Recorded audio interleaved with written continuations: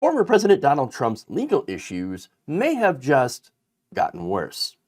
The co-founders of Trump's media company are now accusing the former president of scheming to lock them out of a stake in the company potentially worth millions of dollars.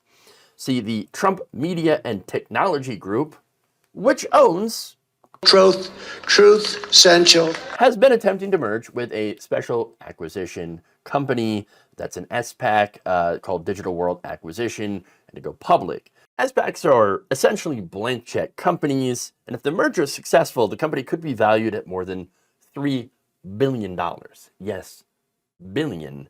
That is quite a chunk of change, which could be a lifeline for Trump amid his other legal woes. He's running out of money, he's getting a little bit desperate, and so this $3 billion, that's a lot of money. He's going to want it, and he's doing everything he can to try to get every single penny, which includes possibly screwing over his business partners. Because of course, according to the Washington Post, those partners, Andy Litinsky and Wes Moss, do not intend to lose out on what they feel that they are owed. The two met Trump as contestants on The Apprentice and pitched him the idea of a social media platform after he was banned from Twitter. That's because of January 6th. Trump was given 90% of the company, of course, while the co-founders took 8.6%, while an attorney in the deal, Bradford Cohen, was given the remaining 1.4%, according to a lawsuit filed by the pair.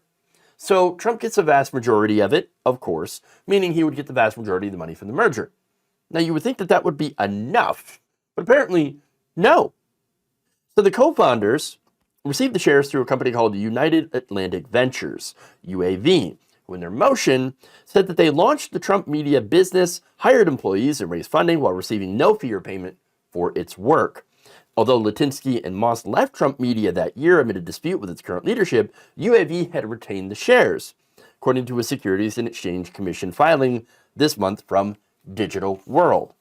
UAV's attorneys say that Trump was to receive 78 million shares worth $3.5 billion after the merger. Again, you would think that that would be enough, but Trump, according to UAV, tried to drastically dilute the co-founders' stake in an 11th hour pre-merger corporate maneuvering tactic, and that the dilution scheme had no legitimate business purpose. So hold on here. Diluting shares, wait, what are we talking about here? Well, diluting stock is essentially creating more shares. Now, that can result in a decrease in the ownership percentage of existing shareholders. There are legitimate means, or reasons, I should say, that you would dilute stock, okay? For example, to raise capital for expansion or to repay certain debts that the company has. Now, I can think of some debts that a current shareholder has, that it might be beneficial, I guess. But in this case, is it though? Is it? Now, the problem with diluting stock, though, can obviously, it means that it can significantly impact the value of shareholders' investments in the financial statements of the company. So, for example, if you have 8.6% shares of the company and it gets diluted, then you actually don't have 8.6% anymore. You have less. Now, Trump, however, who owns 90%, will end up having more control over the company, even though he currently has over 90%, so he's got just about full control over it. But he'll now have more control over the shares because he'll have more shares, even more shares. Now, the people with less shares, those shares are going to be worth even less afterwards. Now, UAV, according to the partnership's lead attorney, Christopher J. Clark of Clark Smith Villazor, UAV was promised 8.6% of this company, and sadly, its business partners are basically trying to renege. They feel like, we made True Social for you. You get 90%, but some people just aren't happy with 90%. Well, look, it's going to sound rather insensitive. But who did you think you were going into business with? An honest person? Donald Trump cheats everyone. Did you not get the memo?